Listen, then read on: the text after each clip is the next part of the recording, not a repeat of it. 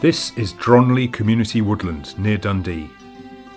It's a 50-hectare wood recently bought by the local community and now managed using Continuous Cover Forestry principles.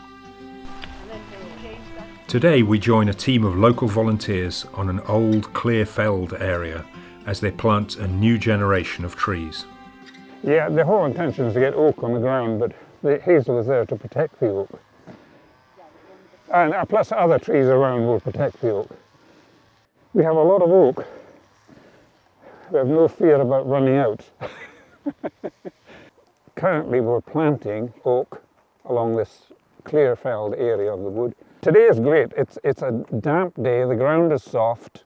It's excellent for planting. You know, at other times we've been planting in what is dry and hard soil.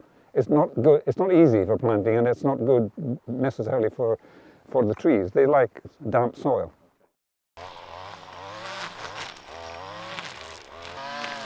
The plan for the day is to plant oak and hazel saplings for wildlife, for carbon sequestration, and for a future timber crop. Sometimes if there's other trees next to it, you can skip.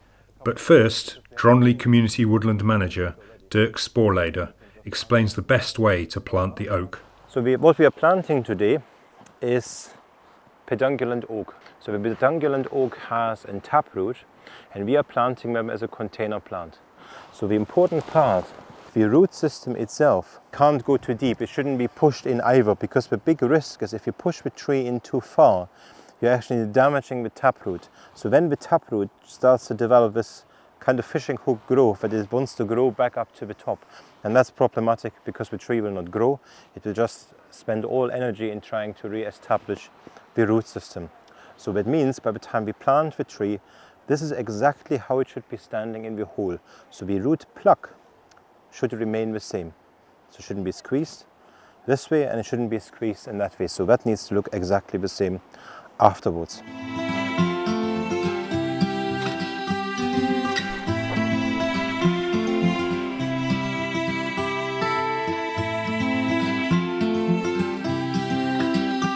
Okay, so the tools we are using today for planting the oak is a tool which comes from Germany, looks like a mattock effectively, and it has an axe blade on one side and the hoe blade on the other.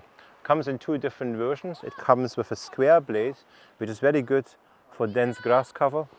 It comes also with an oval blade. Does the same thing, of course, and the oval blade is ideal for stony ground. I'll show you how to use this tool. So, very simple. You use the axe blade to start with.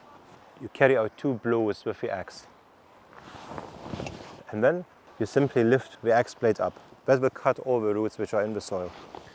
The next blow should be carried out about 10 centimeters parallel beside the first one. Okay, lift up the axe blade. Then we turn the tool around and hit right in between both axe cuts. Now simply lift up the blade so you can see how it opens up the ground quite nicely. Take the tool to the side and stand the tree into the hole. This is about perfect. Now fill in the hole and compacting the soil around that. Important is also, if you do find in the hole old bits of wood like this, take them out, because of course that will be full of fungi and starts to decay, so that can be removed from the hole. So there shouldn't be any organic material really in the planting hole. Now we want to get this 2 or 3 centimeters of soil above the root plug, and that's literally all we need to do.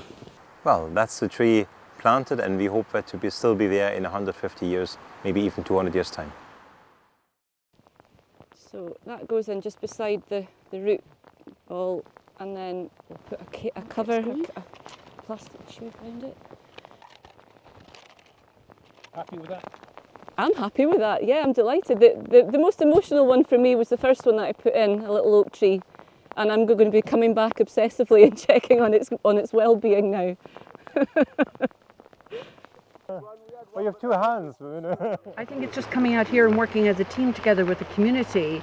I think it's not just tree planting, it's like you're doing something as a community together, and hopefully for the future generations. You're hearing all the time about climate change, planting trees. This is what's going to combat the climate change. This is what I can do to make my contribution.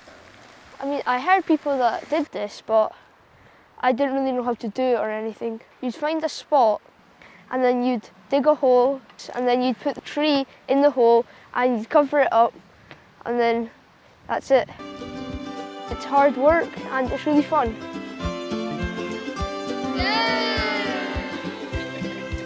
In 30 years' time, when these oak trees are nice and, you know, and big, I won't be here, but I'm sure the young folk will come and look after them. That's what I hope.